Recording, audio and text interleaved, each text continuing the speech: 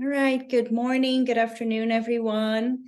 Welcome to the GNHRE Summer Winter School. We're very excited to have you here and to host this wonderful session on climate litigation in the Global South. I'd really like to welcome you on behalf of GNHRE and UNEP. And if you're not members of GNHRE yet, please join. You can join on the website. You can find all the information there and apply to become members. So we would love to have you. Just a couple of housekeeping things before we begin. So this session, like all of the other ones, are being recorded. So if you don't want to show up, just keep your videos off. We have also closed captions, so feel free to use that if you want. The other thing that I wanted to say is that we have these sessions, because it's a summer winter school, we want this to be, like a proper school. So we want this to be, we have everyone as participants, not as like an audience. So that engages participation. So you're very welcome to raise your hand when we're ready for the Q&A if you want, and speak, but please keep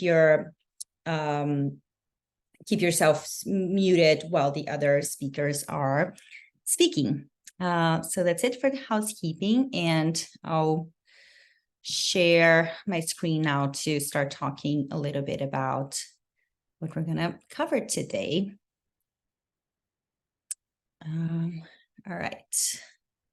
So hopefully you can see my screen properly. Is that working? Okay.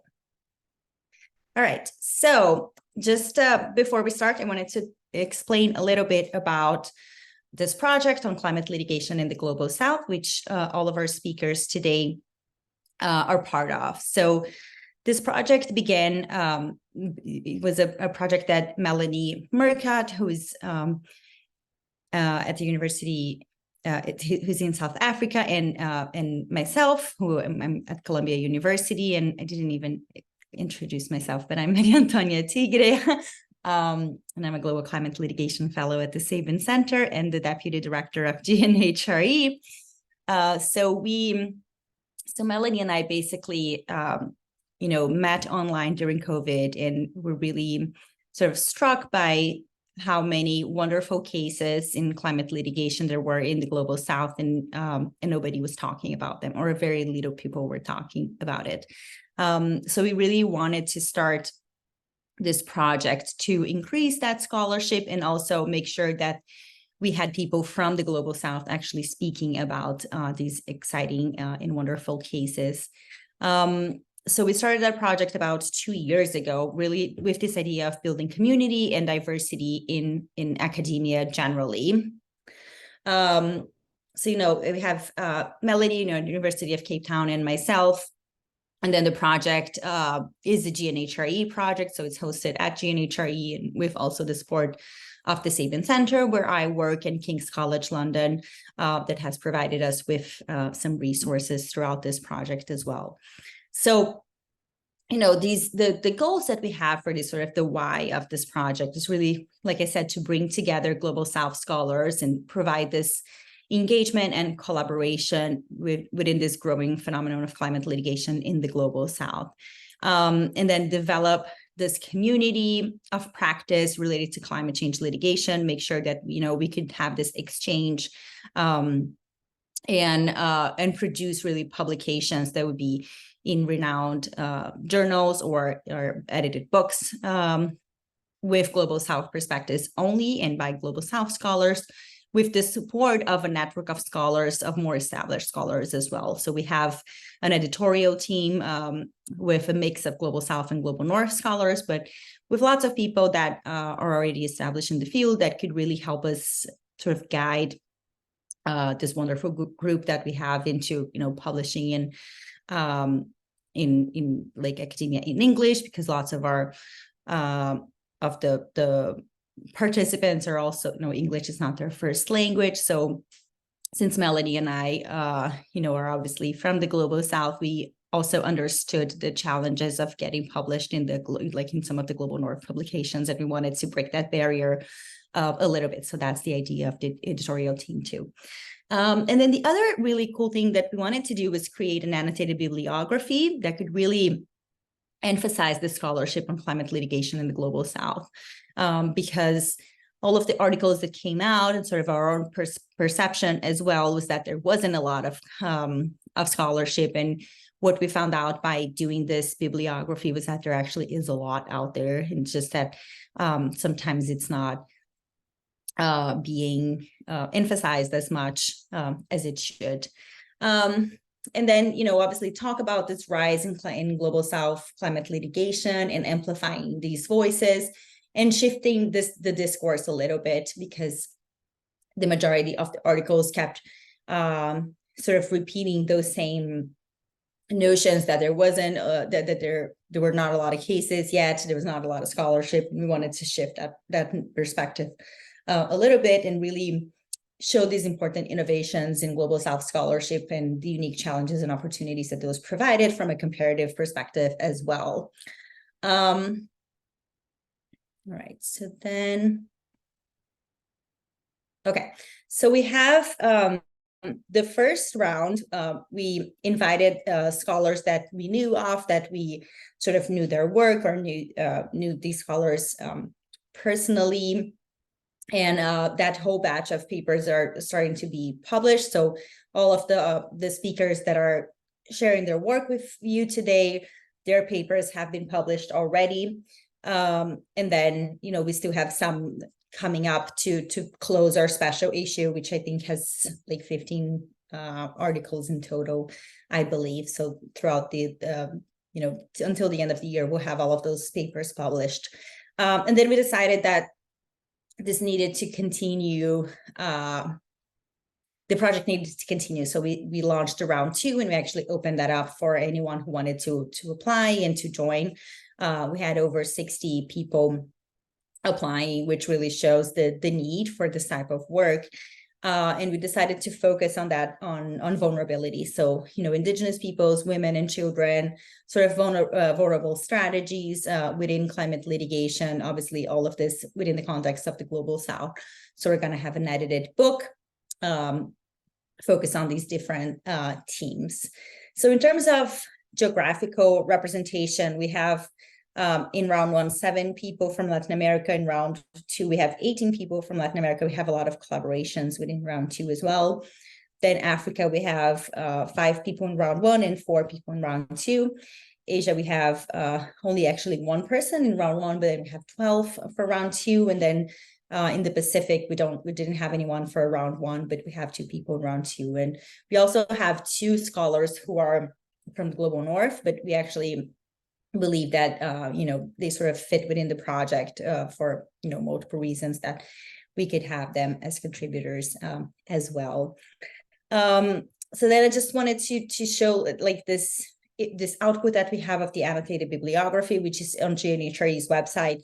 There's 60 pages of resources, and I think it's really amazing. And we're just updating it, and we want to keep updating it every sort of 6 months or so. I'm not sure actually if the latest one is there, but it's either the December version, or if the August one is not in there, it will be in the next couple of days. And we also have a form that you can fill out if there's something that we missed, that you can add your scholarship there, or whatever other scholarship that you know of. And we can keep sharing that in there. So whenever you're doing research on climate litigation in the Global South, I really encourage you to look at that and use it, because it's really valuable. And Afsani, who was a fellow that worked with us during this project in the bibliography, sort of that's her quote on the importance of this. All right, and then, talking very briefly about these papers. So 15 papers in total for this first round, and it's published on the Journal of Human Rights Practice. And, we're going to have when all of these papers are published, this wonderful collection of scholarship on climate litigation in the Global South. So just tell very briefly about the ones that have been published. They're all on the Journal of Human Rights Practice website, and there's this wonderful QR code there that you can access them directly. So the first one that came out was about the African human rights system, and talking a little bit about the perspective of having an advisory opinion or a potential case at this regional venue for climate change related complaints. Then we have the article that Carolina is going to talk about, which is about rights-based climate litigation in Brazil. So I won't say much about that because she covered that. Then we have Gaston's article, which he's also going to talk about, but about the Escazú Agreement's contribution to environmental justice in Latin America. Then Natalia's article, which is on related to gender in climate litigation in Latin America. Then you have my article, which I won't talk too much about today, but it relates to this notion of fair share in climate mitigation and whether Brazil could potentially have a systemic mitigation case like some of the other global north jurisdictions. So it has a little bit of a comparative perspective to that. And then the Mola's article, which also relates to the African human rights system, but he talks about clawback provisions and substantial divergences within the African system on human rights.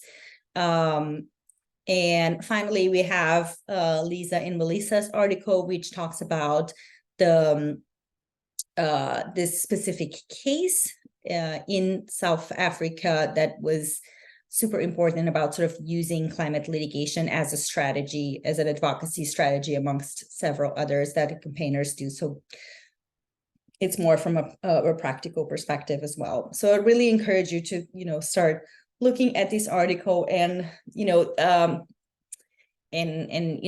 them. And we're very happy to hear any feedback that you have as well moving forward. And we're really hoping that this project sort of continues and becomes a constant thing, that every 2 years or so we'll have new articles and can continue building this community. So, today, Natalia, Carolina, and Gaston are all going to talk about Latin America. Sort of just was the way that the panel was set up.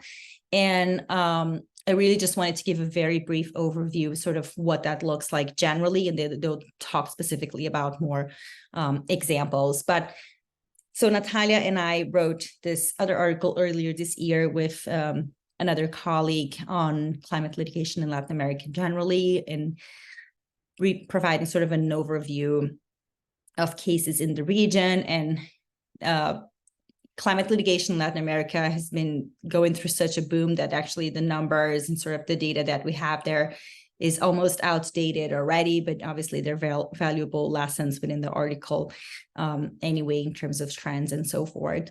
But that article provides a really good overview of what that looks like, and I really welcome you to read it. It's in the Journal of Human Rights and the Environment. I can also put the link in the chat, and that's also open access, so you can check that.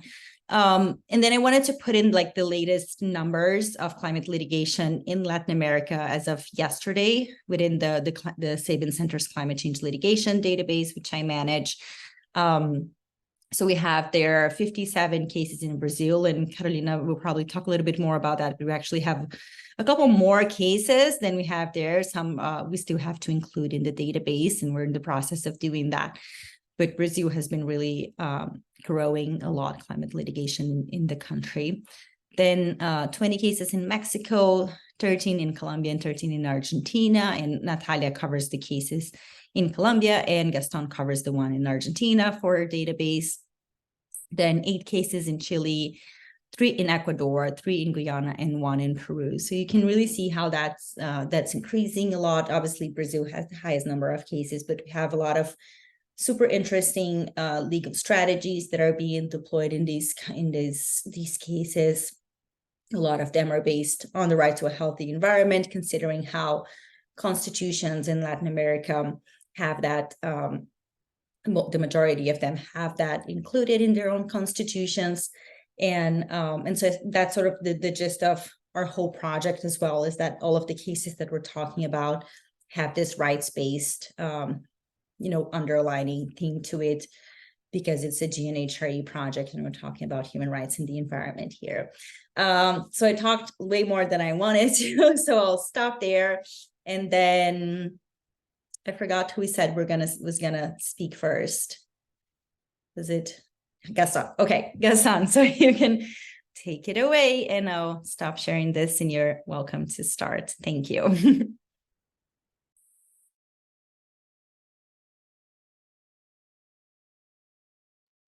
Thank you, Antonia. I will share my screen.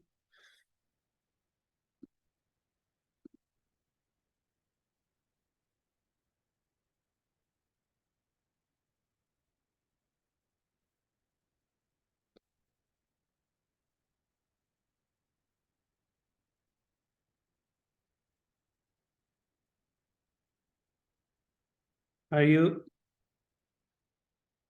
you seeing the PowerPoint? Yes, we can. Yes, that's perfect.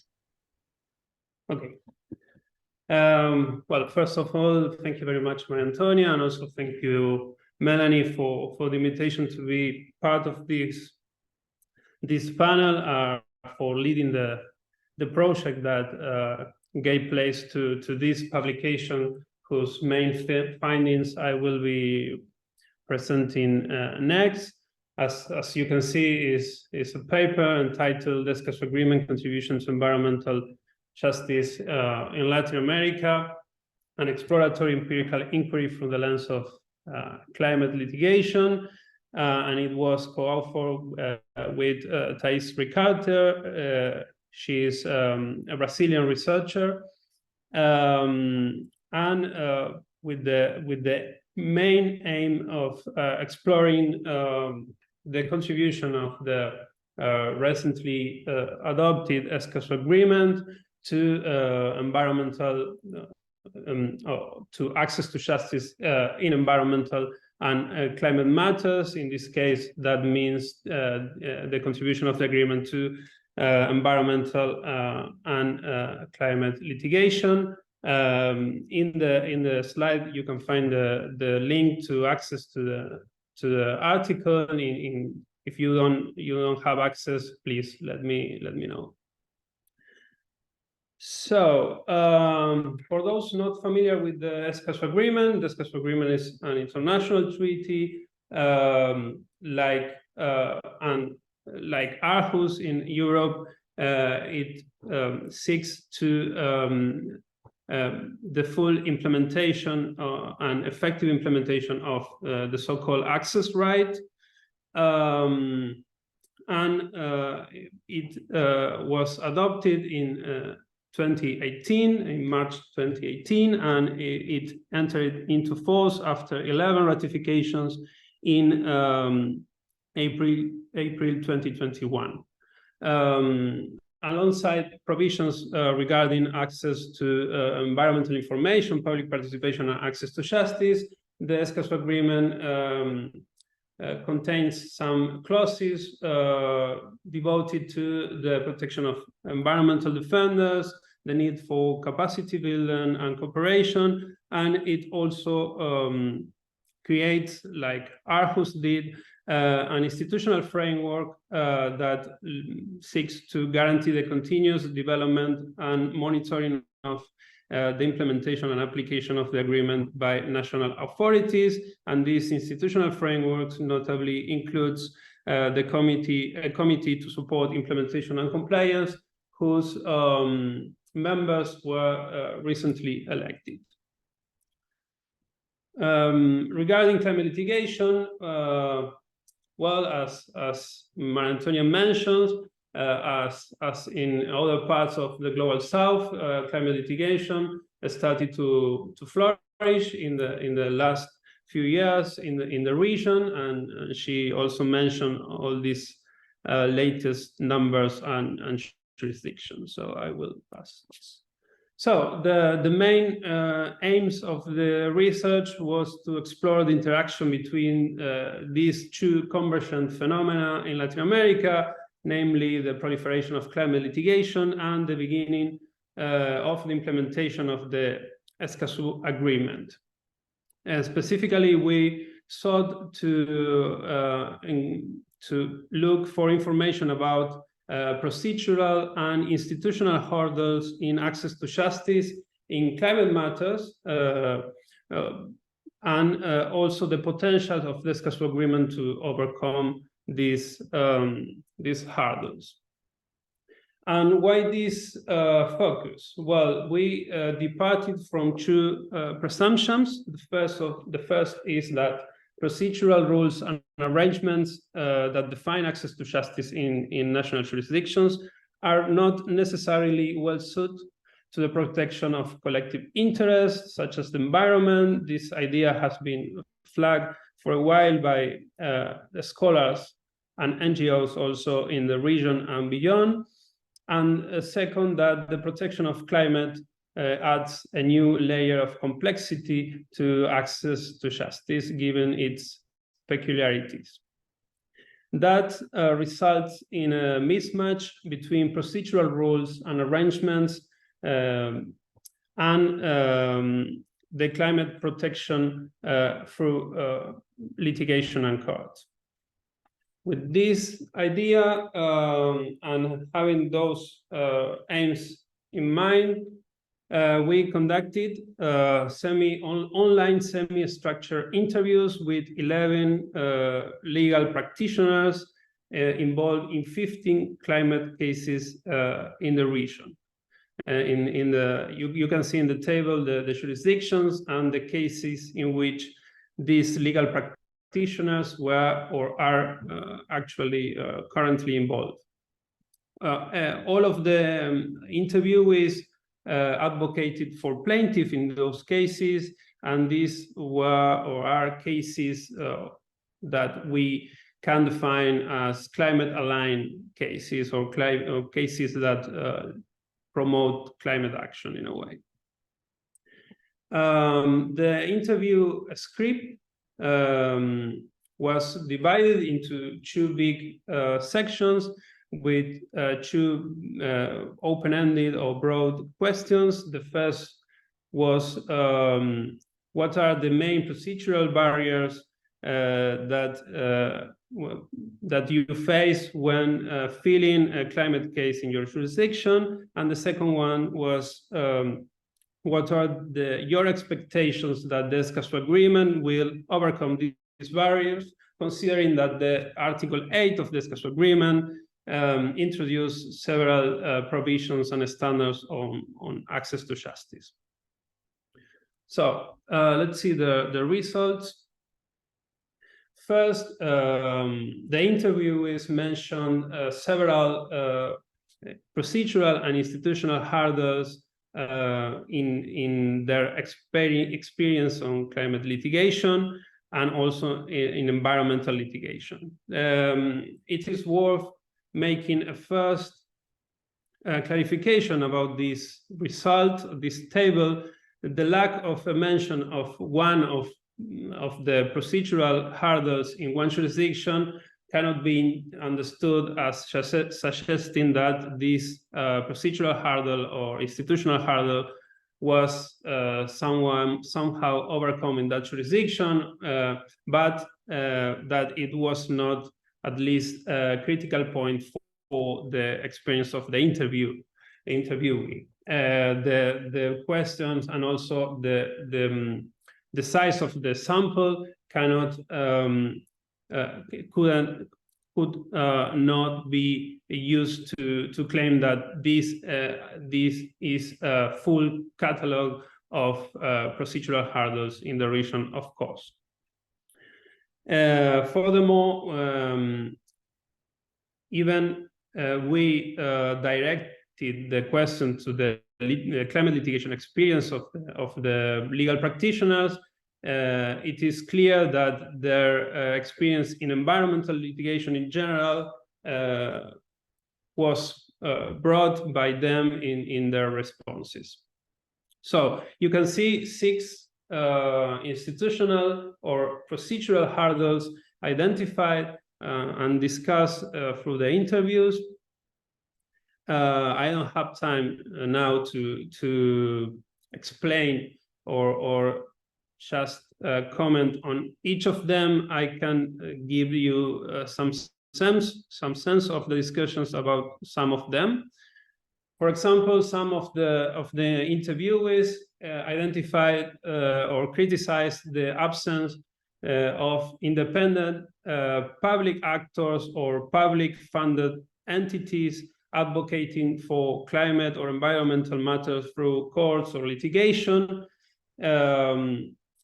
This absence was connected to not to regulatory or competence issue, but it was related to how the agendas of these kind of entities, for example, the ombudsman or public prosecutors, are designed. According to the interviews, this hurdle implies that the protection of the environment and climate through litigation and courts is fully dependent on private actors, NGOs, and individuals or communities, which, as we know, have limited resources. Regarding the second institutional hurdle, lack of sufficiently broad standing rules, some of the interviewees in some jurisdictions noted that in climate cases this is a big concern, specifically when standing rules require plaintiffs to show a direct impairment of on a distinctive interest. For example, the theory of the adjacent environment, and in climate cases, this is very conflicted. For example, when trying to characterize greenhouse gas emissions as environmental damages, or when or as causes for future climate damages. Another procedural hurdle is connected to the evidence production, and you can see that every interviewee in every jurisdiction mentions this as a relevant hurdle in climate litigation that is connected, related to the burden of proof, the availability of expertise to be brought into the courtroom, and the cost of evidence productions. Interestingly, some of the interviewees refer to the relevance of global north entities providing funding to these kind of issues. For example, providing funding to ask or require technical reports or studies. Final in procedural hurdle that was mentioned by the interviewees was related to the ineffective mechanisms to enforce and monitor judgment compliance. In this sense, the interviewees noted that ineffective mechanisms to enforce judgments put a disproportionate burden in plaintiffs with limited resources in order to push for the enforcement. Some cases in Latin America, for example, the case in Colombia, future generations, can be a good example of this issue. Regarding the second part of the interviews, the interview is before the question regarding their expectations about the potential of the Escazú Agreement, all the interviewees express that they consider that the Escazú Agreement is more than a welcome development in the region, with the ability to improve access to justice in the region. Less predictable was a response regarding how they imagine the unfolding of the implementation of the Escazú Agreement. Some of the interviewees, most of them, mentioned that they believe that the Escazú Agreement will be mainly implemented through litigation and courts, and not regulatory measures. That is quite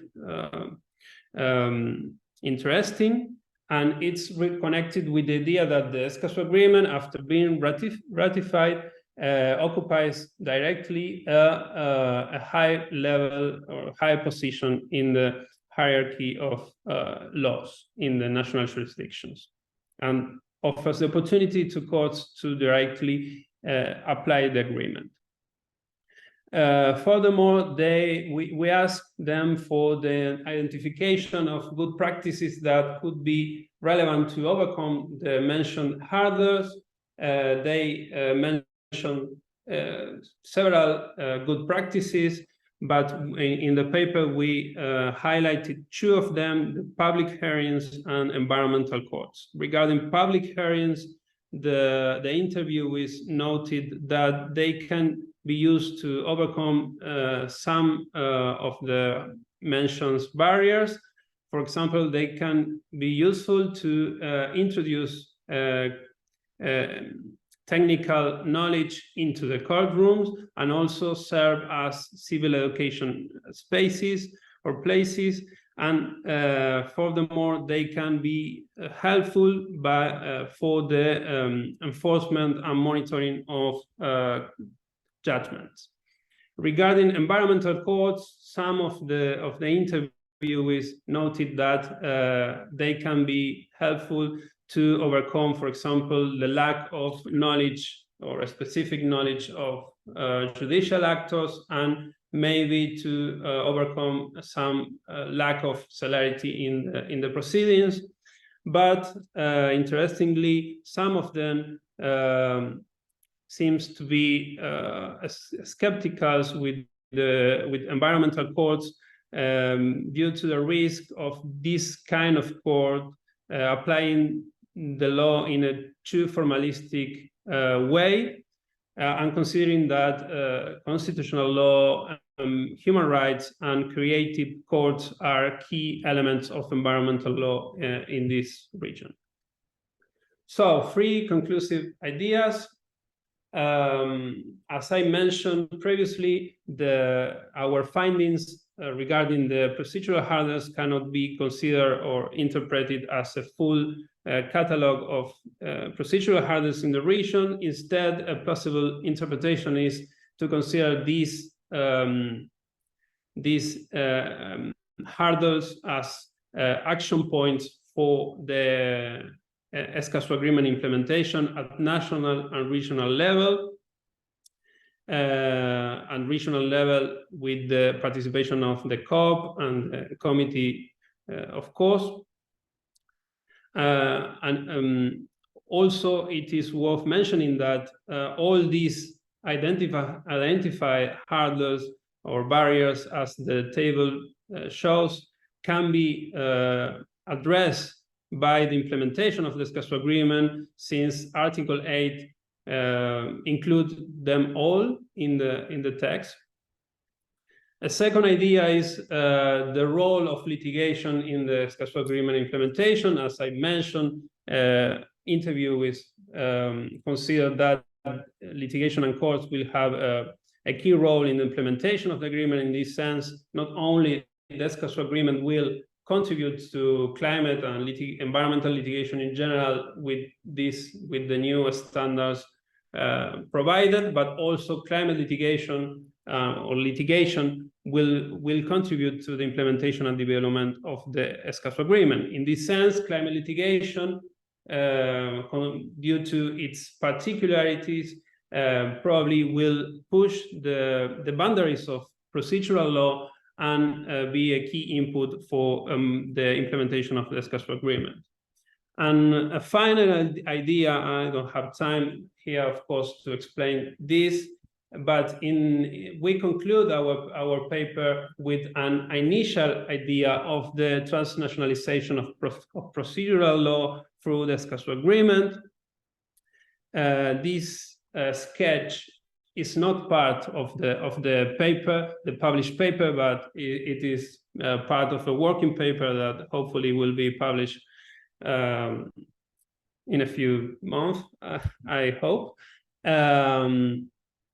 And this idea relates to how the Escazú Agreement implementation will arguably unfold. In this case, to give an example, good practices at the local level, for example, the reversal of the burden of proof in Ecuador, for example, will arguably inform the task of the Escazú Agreement bodies through the committee's ruling and the COP's recommendation. And these recommendations or ruling should impact on the national implementation, not only of Ecuador, but other parties. So with this round trip, in a way, domestic legal developments that proved to be useful to overcome relevant hurdles leave behind their entirely local or national nature to become elements of transnational interest, up to be involved in this legal diffusion, also not only through the participation of the regional bodies and the national authorities, but also through litigation and courts that can directly apply these good practices from other jurisdictions. This is an additional idea, and I'm happy to hear your comments or ideas on this. And I will leave it here, and thank you very much for the attention. Thank you so much, Gastón. All right, now we can move to Carolina, or was it Natalia? Right. I'm not sure, but I can go. Okay, go ahead, Carolina. I'll just my slides as well. Mm-hmm. Mm-hmm.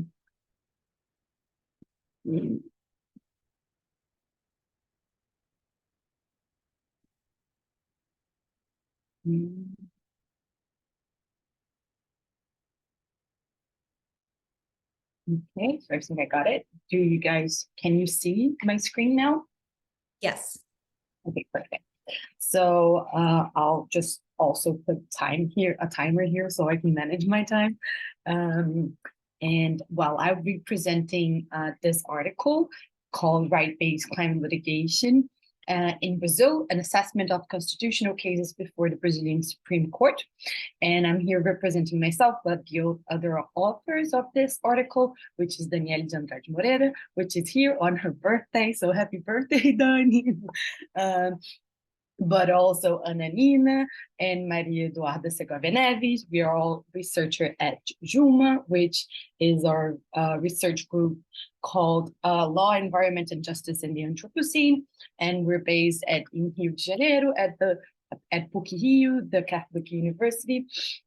And well, we'll talk a little bit today about the article. And this is the structure of the article, and I'll try to go briefly through all these points. So we have a brief introduction, and then on part 2, we talk about climate litigation in Brazil, giving an overview. So in the next section, we can focus on cases at the Brazilian Supreme Court, which we call the STF, because it's Supremo Tribunal Federal, and in Portuguese. So for short, we'll just call it STF through the presentation. And then we analyze these cases that are being brought to the STF. And on the 4th part, we talk about characteristics of selected cases. That are the cases that already have some kind of pronouncement from the STF. So we analyze how the court is actually pronouncing itself on climate matters. and then we'll reach some conclusions. So to begin with, some of the premises that we come from when we were writing this article is that climate litigation in Brazil actually has its starting points in 40 years of development of a legal regime framing environmental issues in Brazil. So we have this robust environmental regime that includes statutory law, administrative law, legal principles, case law. So we have this big green jurisprudence, especially in the high courts, so including the Supreme Court. And we understand that the environment encompasses the climate system, and the effectiveness of this human right to the healthy environment depends on climate conditions that enable a dignified life. So we understand that this robust legal system that is applicable to the environment must be applicable on climate matters as well.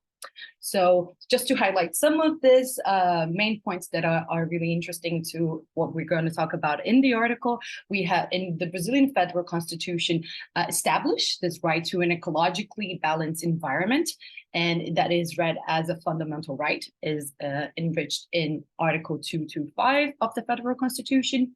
And the STF recognized this as a third generation fundamental human right that integrates a process of recognition and expansion of the contents of human rights. So also regarding access to justice, we have and judicial review, we have many regulations on this matter, but specifically considering the STF, we have 4 types of actions of what we call concentrated control of constitutionality. So in Brazil, we have kind of a mixed system where we have a diffuse American system, where you can question the constitutionality of norms directly to any judge. But we also have this abstract, more European model where we have our constitutional court, which is the Supreme Court, the STF, and you can bring cases directly to it to question these unconstitutionalities. So there is a limited number of actors that can bring these cases, but this is actually is seen as a really important regulation regarding access to justice. So we understand that given this robust legal system, Brazil is a fertile ground for climate litigation. And in this context, the STF appears as an important actor, since it's the country's constitutional court and it's tasked with defining and applying constitutional guarantees. But despite all these advances that we had historically in Brazil, especially in environmental case law, Brazil has suffered a deliberate dismantling of the state environmental protection mechanism. This is particularly since 2019, when we had government Bolsonaro, and when we were writing the article, we still had Bolsonaro in power in Brazil. This is luckily not the case anymore. But in this context, we have a really big development of climate litigation in Brazil. So we have this awakening of climate litigation in Brazil. And we analyzed that these setbacks and dismantling of the climate, of the environmental policy in Brazil, in addition to this more urgence of the climate emergency itself, drove the focus on many of these cases, being on the complaints or even in the decisions, to talk more about climate issues. So we have this really rise of climate litigation in Brazil, which we already saw in the numbers earlier today. So going to what we're analyzing in this article specifically, these recent climate cases start to reach Brazil's constitutional court, the STF, and we identified 17 legal actions of this concentrated control that directly approach the climate crisis or even GHG emissions. And this can be, although we only analyze cases that expressly mention climate terms, this can be either on a central or a more peripheral approach. So we have this little table that's not that little because we have 17 cases on the article. I'll just pass briefly, and I can put the link of the article afterwards here and you can see it there. But we just state the name of the case, what's the main issue, the filing date, and we can see that these cases start being brought from 2019. The climate approach, if it's central or peripheral, and the main themes that are mentioned. So I'll just briefly go, and you can just have a quick look at the cases. So these are the 17 cases. And now to have more like an overview of the cases, examining this docket, we establish a set of trends, and we'll go first by these three, but we have one more slide on this. But we saw that the majority of these cases, 11 out of 17, the climate issue is actually presented in a more peripheral way, even though it appears explicitly. And in 9 of these 17 cases, they discussed issues associated with land use change and their climate impacts. And this is a main environmental problem that we had historically in Brazil. And this also makes sense since it's also the main area of GHG emissions in Brazil. So we have this really big problem with deforestation in a tropical country, forests. So this was interesting to see, and all the cases are based on Article 225 of the Brazilian Federal Constitution, which I mentioned earlier, that established this human fundamental right to a healthy environment. So these findings confirm what we had as like a premise, that climate litigation in Brazil is inserted actually in a broader context of environmental litigation. But we also saw other trends, and one is that the right to a healthy environment is associated to the protection of various human rights that are provided in our Constitution. And some examples are the right to life, to health, the rights of indigenous people, children and adolescents.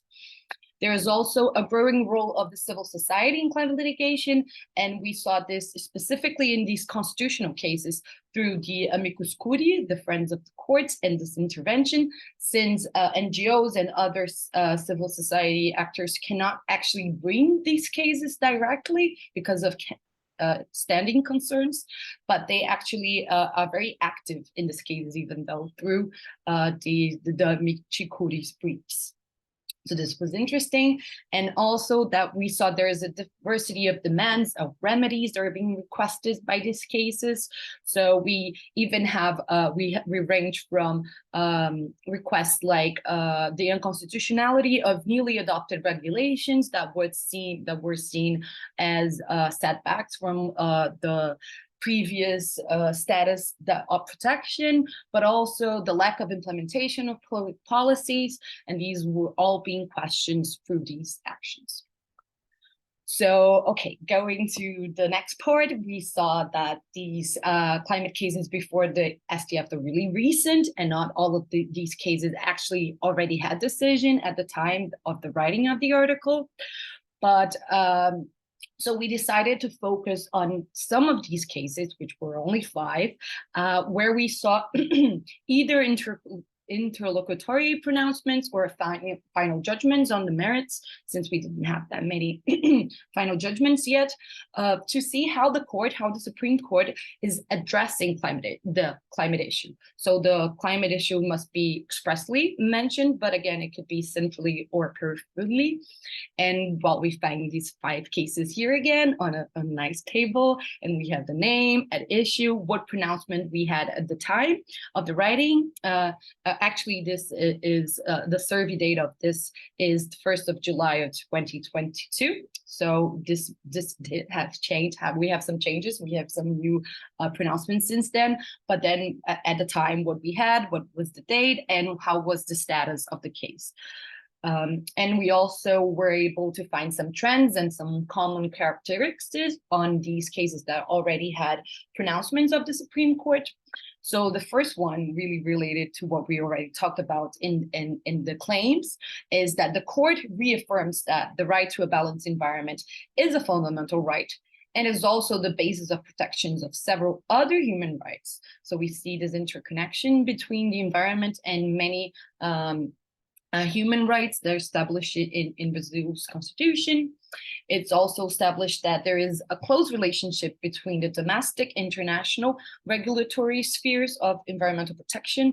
This is really interesting, and maybe I don't have a lot of time to go through this specific trend, but maybe we can talk a little bit more on the questions if you're interested. but all of these cases are using international environmental treaties to talk about uses as a fundamental of these decisions, and even recognizing that environmental treaties must be read as human rights treaty, which in Brazil has a special status.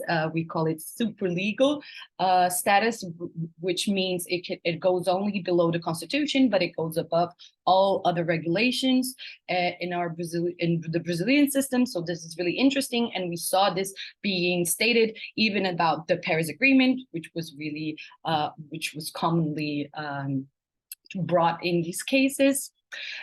We see also an increasing use of comparative case law. So we see our Supreme Court mentioning decisions of other Supreme Courts, other constitutional courts, other courts overall, and even the Inter-American Court of Human Rights being really usually mentioned. There is also a repeated use of general principles of environmental law. So we see the prevention principle, the precautionary principle, the non-regression principle, all of them being mentioned in all these decisions. We also see that the court states that the state has a duty to promote environmental protection. So it reaffirms that it's not a discretion, that the state is actually obliged to act in bringing environmental protection. But since this is not being verified and was not being actually done by the state, there is a statement that we would be living in an unconstitutional state of affairs in environmental matters, which when various human rights are being violated because of this non-implementation. And this also brought the court to elaborate on the principle of separations of power and affirm its roles of courts, but specifically the STF, doing the judicial review to review these executive actions or inactions. And this and reaffirm that the climate litigation, it's actually a viable way to question these kinds of omissions from or actions from the state. And we also see an increased use of scientific data. This is more specifically on the trends of deforestation and how the numbers of deforestation were growing, but we also saw the IPCC reports being mentioned. So this was a really interesting thing to see. So from these broad trends that we analyze, we can conclude that climate litigation in Brazil has indeed gained a significant momentum. But this does not come in a vacuum, that we have these foundations built by decades of environmental litigation and the existence of a constitutionally protected human right to a healthy environment, which is the basis of many of these cases. So we see that the plaintiffs and the STF have drawn a closer connection between this right to a healthy environment and other human rights, such the right to life, to health, the protection of vulnerable groups. That the STF, as I mentioned, connected this domestic and international legal regimes for the protections of fundamental rights, and stated that international environmental obligations undertaken by Brazil must be respected even on a domestic level and implemented on a domestic level. Also, that most of the characteristics found show a court that is ready and eager to challenge the abuses of the executive action or inaction, and affirm its fundamental right role as the ultimate interpreter and enforcer of the Constitution. So we have this confirmation of the potential of climate litigation in Brazil, centered around protecting human rights, especially the human right to a healthy environment. And we'd like to thank you all. Here we have our contacts, and please feel free to ask for the article as well for any of us, and I'll be here for answering any questions at the end. Thank you. Thank you so much, Carolina. Natalia, you can go next. Thank you. I'm also going to share my screen.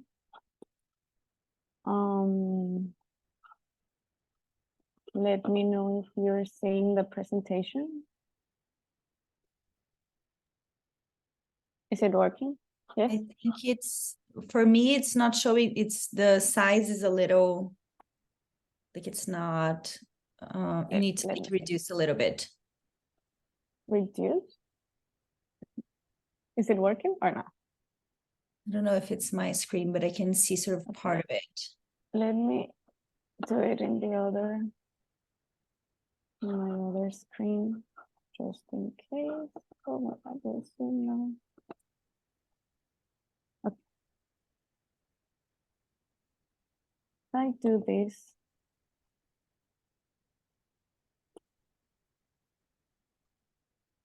Is it better now? Yes, that's perfect. Okay. Okay. So hello, everyone, and thank you again, Maria Antonia, Melanie, and everyone at GNHRE and UNEP for inviting me to speak about my recent article entitled Gender in Climate Litigation in Latin America, Epistemic Justice Through a Feminist Lens. I'm going to try to be very quick when speaking. I'm just going to set the timer here. And so I also wanted to start talking a little bit about the structure that I used in the article, which is the same one that I'm going to use today in this talk. So I briefly, and of course, all of this you can see in more detail in the article. But what I'm going to talk about today, well, I'll just cover very briefly why, like the reason behind the need that I found in trying to look at climate litigation in Latin America through a feminist perspective. And that comes from the consequences or what is happening when courts and in general litigants and other climate litigation actors adopt a gender obscured approach to climate litigation. Then, in order for me to do this analysis, I used two feminist epistemology theories, which are the feminist standpoint theory and intersectionality, as a theoretical framework to study climate litigation. I then applied these feminist epistemology theories to three cases that I chose given their significance in showing the shortcomings of a gender obscured approach to climate litigation. And finally, I finished my article with some key promises that I believe a gender conscious approach will bring to a climate litigation, and how this is a matter, or shows that all of this is a matter of epistemic and climate justice. So when analyzing the way courts have been dealing with or have failed to deal with gender and feminist perspectives in climate litigation in Latin America, I found that the main reason this, or the main impact that this has, is that the differentiated impact that are suffered by marginalized groups are often being overlooked, and all of the impacts, climate change related impacts, are being conflated into one big decision or measure, or for climate action.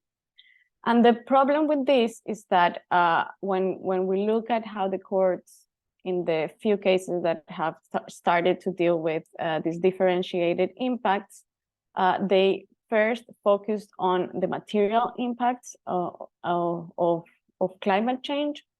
And in doing so, they adopt a problematic approach to gender, where it equates, like these actors, specifically courts, equates gender to women only. And by doing this, they are first reproducing binary approaches to gender and reproducing ideas of masculinity and femininity, but also they are leaving out all other types, or other groups that are also gendered. And in doing so, the focus is being mainly placed on women and LGBTQIA+ groups, or non-binary groups, or gender diverse groups. All of those are being being completely ignored when dealing with the differentiated impacts of climate change. And furthermore, when adopting this gender obscure reasoning, marginalized communities agencies remains sidelined. And this reproduces exclusionary practices of epistemic injustice by, again, leaving outside the needs, interest, and meaningful participation of all these groups.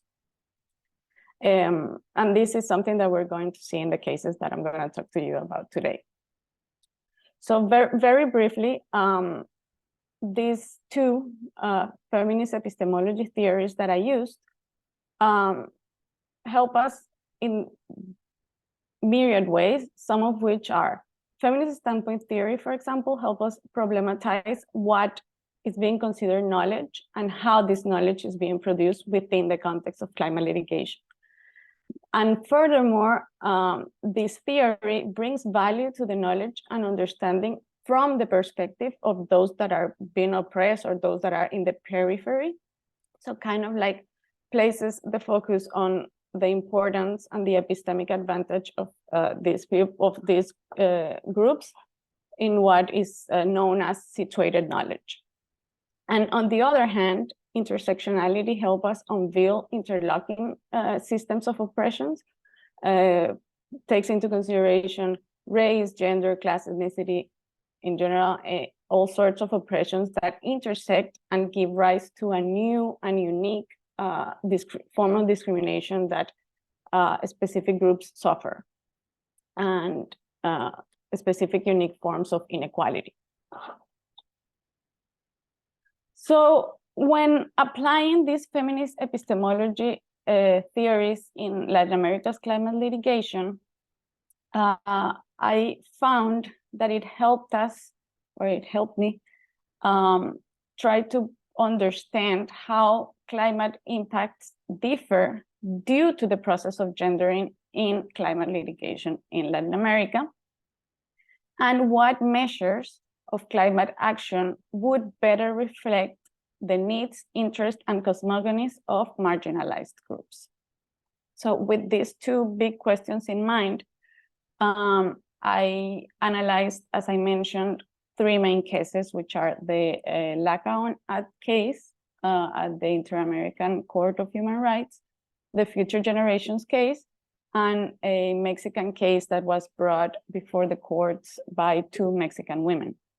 So the Lacaon case is the first one that I dealt with. As we all know, it's a groundbreaking case. It was the first time that the Inter-American Court recognized the autonomous nature of the right to a healthy environment in a contentious case. The court issued specific orders of restitution to the needs of the community. They actually mentioned like the particularities of the indigenous communities regarding access to land titling, water, food, and a healthy environment, and recognize how these groups suffer environmental damages differently and disproportionately. So all of that sounds really great. But when we look further or closer upon the decision, we see that even though they acknowledge their positionality, the court failed to acknowledge the contributions of these communities to their own issues and kept perpetuated portraying them as vulnerable and impoverished, like as mere receivers of the orders and the knowledge that was being produced through the case and through the litigation and everything that has to go with that, and failed to acknowledge their situated knowledge as valuable. And the problem with this is that what it can happen is when we take these sort of decisions that we only see some groups some group of people as vulnerable and receivers of knowledge, we might end up reproducing oppressive practices, and the final order that is going to be implemented might affect the way they relate to the environment and land. So that's why it is very important to consider in this case, what the indigenous group was actually proposing or suggesting as the solution to their problems, and not try to impose what the court thought it was okay.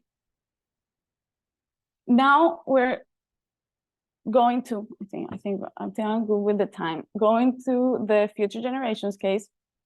It's also, as I'm sure most of you already know, it's also a groundbreaking case. It explicitly mentions deforestation differentiation's effect on greenhouse gas emissions and climate change, and calls for a more robust protection of the Amazon rainforest. It includes principles of intergenerational equity, the precautionary principle, and the principle of solidarity all together, and declared the Amazon as a subject of rights, at least in Colombia.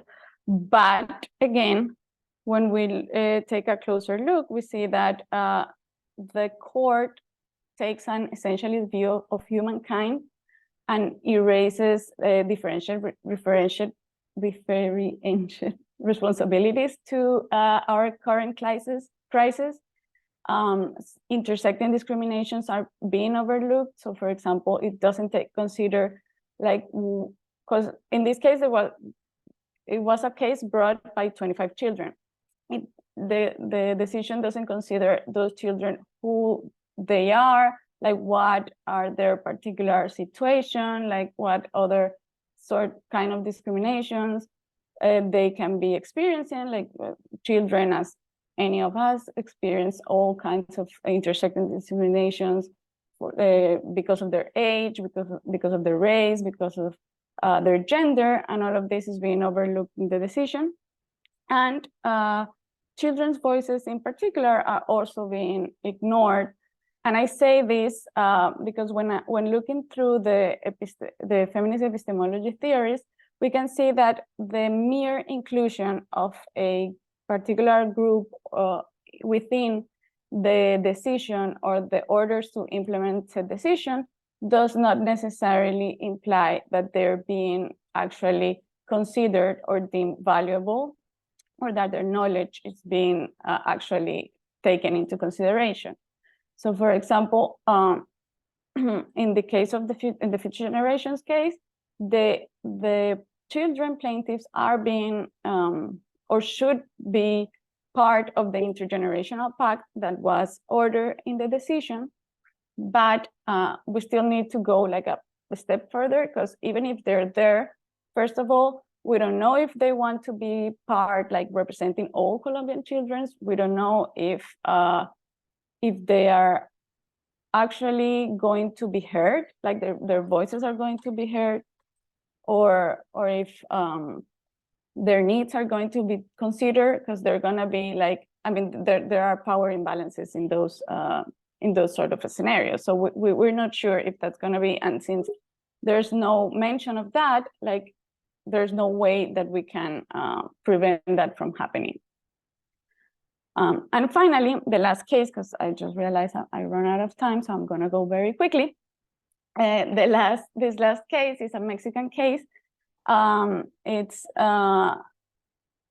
important because it ordered the halt of the unauthorized construction of an ecological theme park in Mexico, and it recognized specifically the situatedness of the plaintiff and the power imbalances that are inherent in this type of legal actions. And it ordered the formulation of expert reports to be made available to the plaintiff. And the thing here is, again, by ordering that expert report to be made available to the plaintiff, the court is implicitly not including the plaintiff as an expert, despite recognizing their positionality and the importance of their situatedness. So again, the plaintiff are being considered as mere users of knowledge and not as producers of knowledge. So just to wrap up, what I believe a gender-conscious approach could bring to Latin America's climate litigation, and why is this a matter of epistemic justice, I think that by looking at these cases and more, through this lens could help us unveil these power dynamics that are still embedded in climate litigation and that are at risk of being reproduced. But also, and more importantly, it gives value and recenters marginalized people's voices and contributions in knowledge production. So I believe that it actually, like by using this lens, it shifts our focus towards the periphery to get a better understanding and action against climate change that truly responds to the realities of affected communities. And thank you. Thank you so much, Natalia. This has all been excellent. So now we're moving to our Q&A and discussion. So if anyone, any of our sort of audience has any questions or comments, feel free to either write down here, or you're also welcome to unmute yourself and turn on your cameras and say something if you'd like. Yes, Gastón. Okay, first of all, thank you very much, Natalia and Carolina. Two great contributions to the topic. I have a few questions for both of you. To Carolina, I was wondering if you can explain a little bit more about the use of comparative case law in climate litigation in Brazil. It is quite interesting. I was looking at the Argentina climate litigation docket and how the plaintiffs are using this, but unfortunately we don't have courts using or mentioning this. So I wonder if in Brazil it's a different case. And also a further question is if you can identify a case as a turning point in climate litigation in Brazil. I don't know, maybe the cases, the Fundo Clima cases or the public hearings. I don't know if they can be considered something like that in order to explain the explosion of litigation, of climate litigation in Brazil. And regarding the Natalia presentation, I think it's a very, very necessary outlook. And my question is if after this outlook, she has some suggestions to, for example, plaintiffs when they are thinking about their strategies or they are drafting the lawsuits in order to try to push the courts to consider the feminist approach, or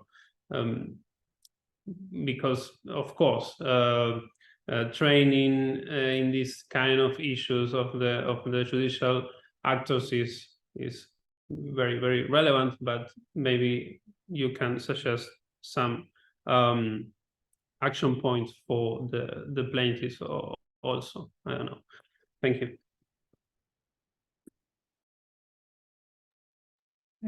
Okay, so a little bit of the use of comparative case law in, well, specifically in this case is brought by at the STF.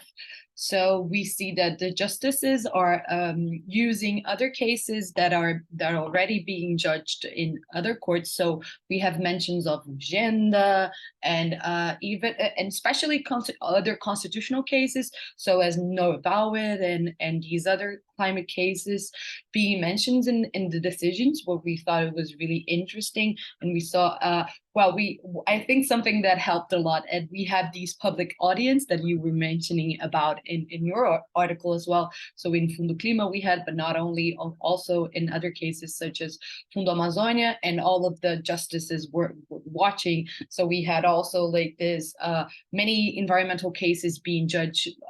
This is a little bit further explained in the article, what we call the green agenda. So we had these big judgments of many constitutional environmental cases. at once. So we saw that the justices really are aware of climate litigation overall, and even mentioning other cases. Also mentioning specifically Inter-American Court decisions. So this is in a more applicable way, since we are part of the Inter-American system. So we see advisory opinion 23 of the Inter-American Court being very mentioned, and the LACA-UNEP, which Natalia also mentioned, it was really cited in these decisions, and we thought that was really interesting. If I can see a turning point for so many cases in Brazil, for sure we have this Fundo Clima, which is analyzed in the article, is this big decision, I think, and but it's actually rather recent decisions. We have many cases before it, and since we had the decision, it's been really mentioned in other decisions in following climate litigation in Brazil, but I don't know if I would put it as a turning point. I think what we saw as the main driver of these so many cases being brought is really Governo Bolsonaro and all the setbacks that we saw happening, and in the environmental regulation in Brazil, or non-implementation of our legal system. So I think that's the main driver, so that we have this boom of cases at the Supreme Court and overall, because in the jurisdiction. And I'll pass to Natalia. Thank you, Carolina. It's actually interesting because I had the same question for you. So I think it's a very interesting point. And to answer your question, Gaston, I actually don't have an answer. But and the thing is that, like, I understand that it would be maybe easier, or like the easier way for like litigants and plaintiffs to be the ones like arguing for this feminist approach and maybe showing the ways they can do that. But I do believe that in this case, the burden should fall on the shoulders of the courts and judges, because they are like the ones that are better placed to do that. They are actually the ones that, when deciding these cases, have the power to actually apply this feminist approach, or in general critical lenses to the cases, because we've seen how communities, marginalized communities, have already been doing this. As I mentioned, like the indigenous communities in the LACA-UNEP case, they specifically asked for their views and their own relationship with nature and with land to be considered when talking about land rights, because it's not the same as with the general population in Argentina. So that's why I do believe like the burden should fall on the shoulders of the courts and those like who are better positioned in the power imbalance scenario. So I don't have like specific action points, but yeah, just wanted to say that.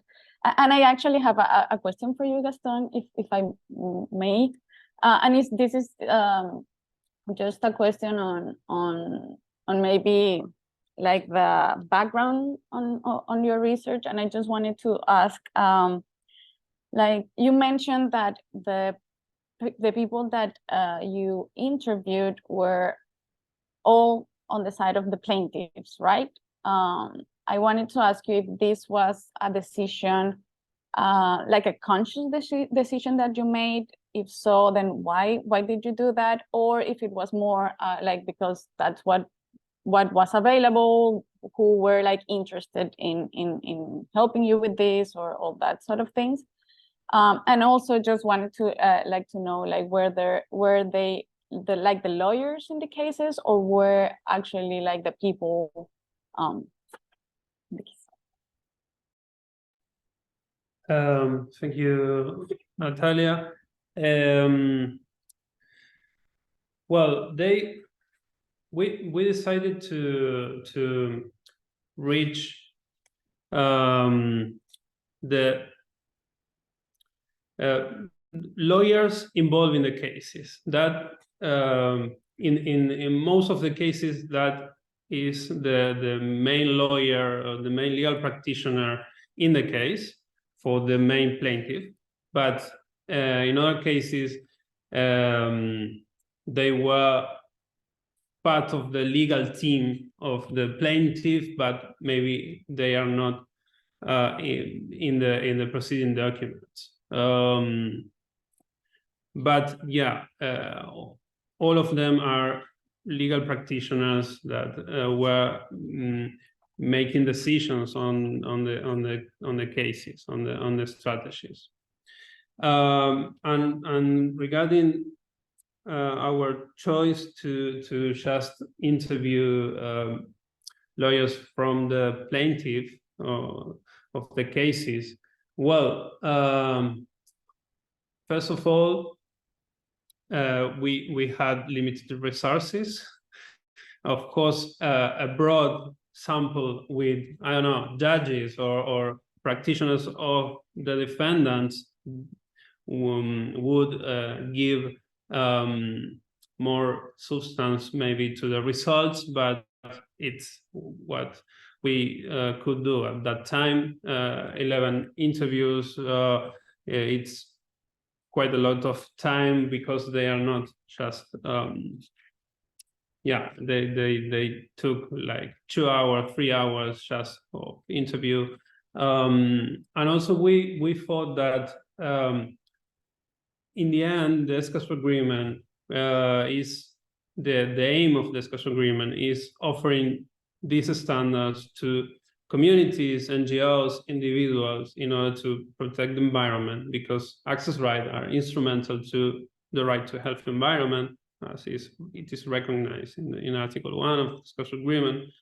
So these legal practitioners acting on behalf of these communities are those who knows best the limits of the procedural law, procedural rules and arrangement. We were not only interested in the rules, but also how these rules and provisions function in reality in the cases. So because of that, even if the sample is limited, it is, in my opinion, relevant, and the results are interesting. Wonderful. Thank you so much. I have a question for the three of you. As we all know, we obviously now have this advisory opinion from the Inter-American Court of Human Rights on climate change coming up. Can you tell us a little bit about sort of how your research and the cases that you analyzed in your papers can contribute to that advisory opinion?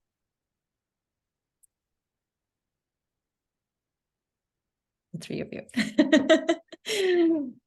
I can go first. We're actually writing an amicus brief and we use a little bit of the article.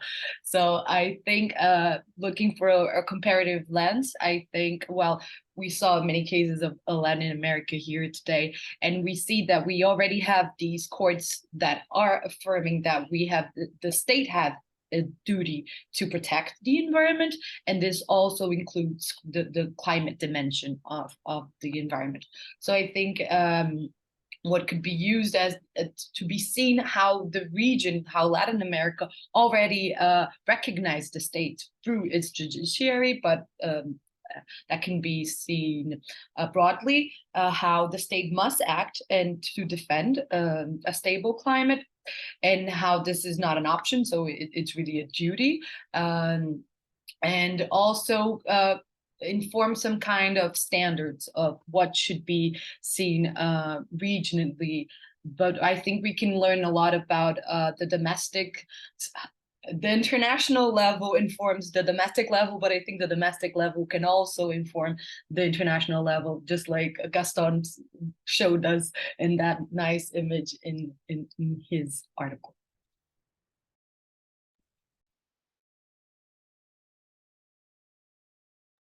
That's great, thank you. Natalia, go ahead. Yeah, no. I was just gonna say that, I do think that using or applying this and other critical lenses to all of our interactions related to climate litigation are useful and could help precisely defining obligations, like states' obligations with regards to the particularly vulnerable situation of marginalized groups. And I believe that it's something that will be extremely helpful in Latin America.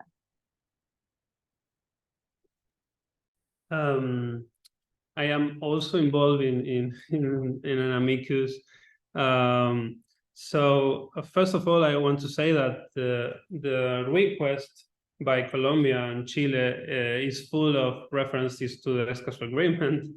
So it is for sure be really relevant for the decision.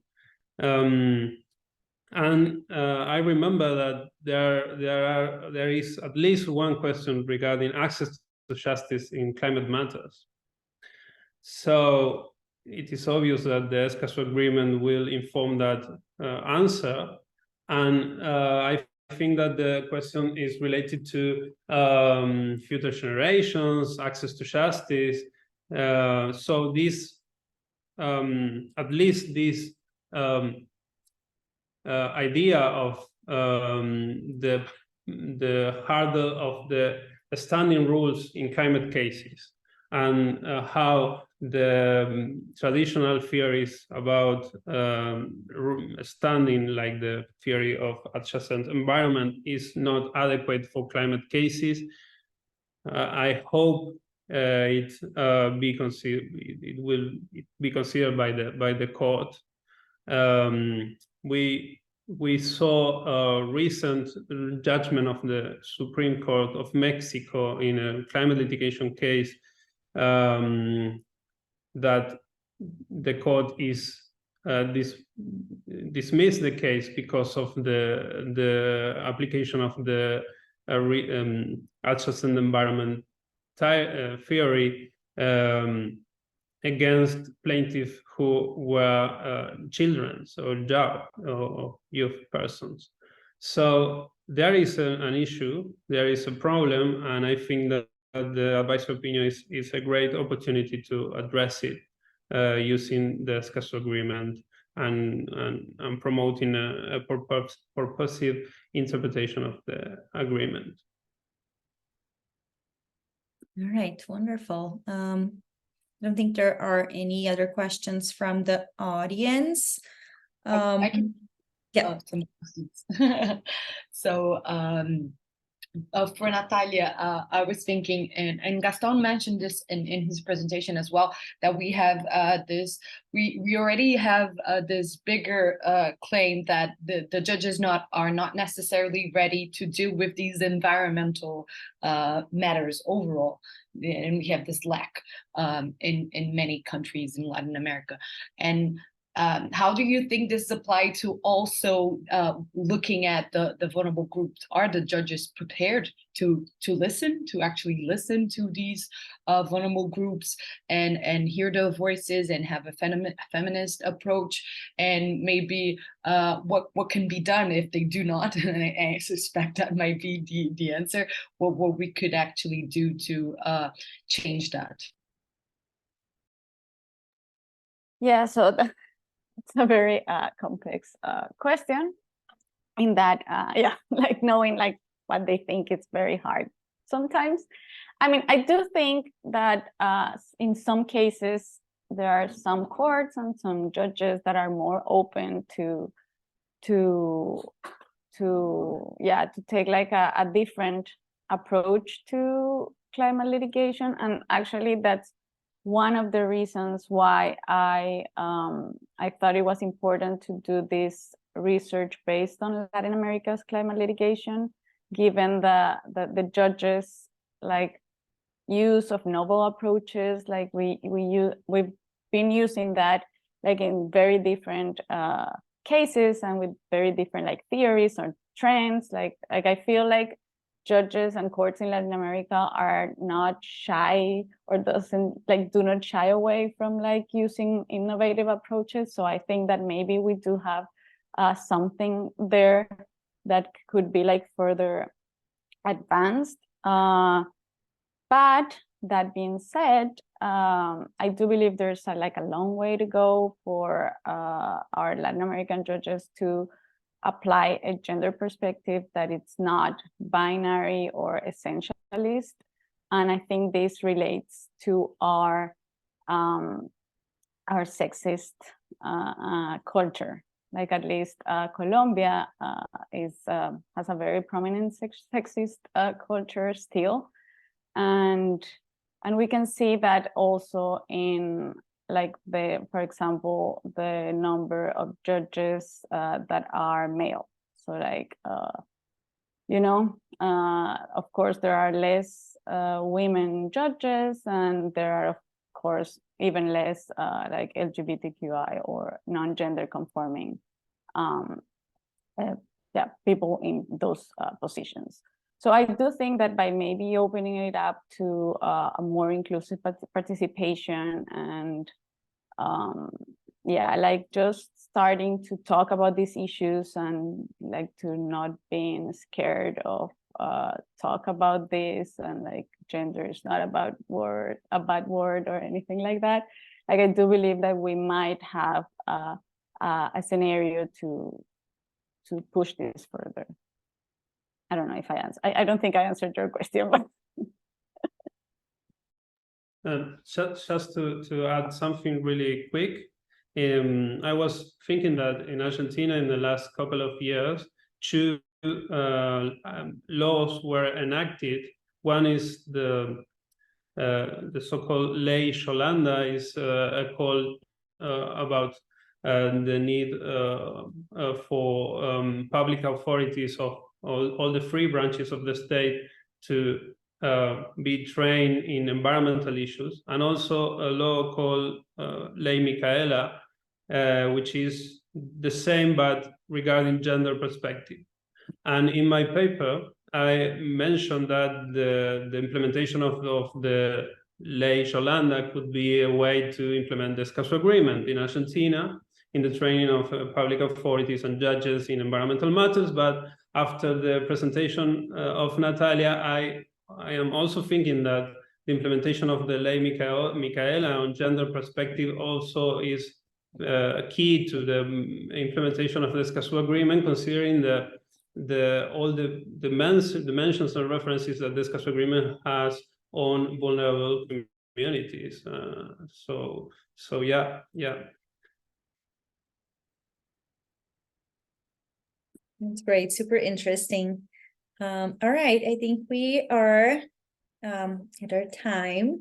So thank you so much, the three of you. This was wonderful. I would really encourage everyone to keep checking the Journal of Human Rights Practice for any other articles that should be out in the next couple of weeks or months. We're sort of different stages of revisions, but hopefully until the end of the year we will have all of the articles published. And I'm also always tweeting about them. We're sharing it on social media, and hopefully we'll have another one of those events with some of the other authors as well. And hopefully you found this enlightening, and feel free to reach out to us if you want to sort of talk about the project or anything, or the articles in particular, anything like that. Thank you so much. And also just to note that we have another session on climate litigation, on just transition litigation, in half an hour. So if you wanted to join that, you're welcome to do so as well. Thank you, everyone. Have a good rest of your day. Thank you. Thank Bye. you. Bye.